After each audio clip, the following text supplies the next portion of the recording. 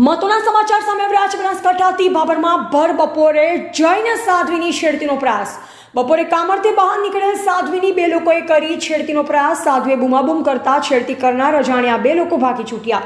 સમગ્ર મામલો પોલીસ મથકે પહોંચતા તપાસના ચક્ર થયા ગતિમાન। સમગ્ર ઘટનાને લઈ જૈન સમાજની સાથે અન્ય સમાજમાં પણ આક્રોશ। આચાર્ય વિજય સોમ સુંદર સુરીજીએ પણ ઘટનાને લઈ કરી ચિંતા વ્યક્ત। પોલીસના ઉચ્ચ અધિકારી સહિત ઘટના સ્થળે પહોંચી તપાસ હાથ ધરી। બનાસકાંઠાના બાબર મુકામે જૈન સાધ્વીજીની છેડતી કરવાનો પ્રયાસનો મામલો સામે આવતા જૈન સમાજમાં ભારે આક્રોશ જોવા મળી રહ્યો છે। સાધ્વીજી સાથે છેડતીના પ્રયાસને લઈ સાંસદ ગેનીબેન ઠાકોરે ઘટના વખોડી।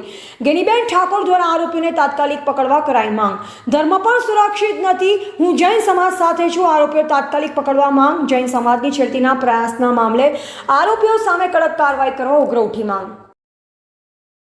ગઈકાલે બાબર રોળિયાનગર જે વિસ્તાર છે એમાં જૈન સાધ્વીજી સાથે એક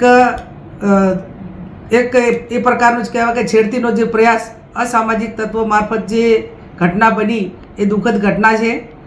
કોઈ પણ સમાજનો હોય, કોઈ પણ ધર્મનો હોય, ત્યારે ધર્મ પણ સુરક્ષિત નથી એ આ ઘટના દર્શાવે છે। હું પોલીસ તંત્ર પાસે અપેક્ષા રાખું છું કે 24 કલાકની અંદર આ જે આ કૃત્યો કરવાવાળા લોકો છે એમને પકડીને જેલના હવાલે કરવામાં આવે।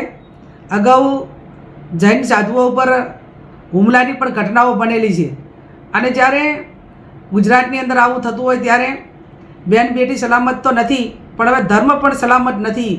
અને હું વહેલામાં વહેલી આની પાછળ પગલાં લેવાય એ પોલીસ તંત્રને આ માટે ગંભીરપણે કામ કરવા માટેની એમની પાસે અપેક્ષા રાખું છું।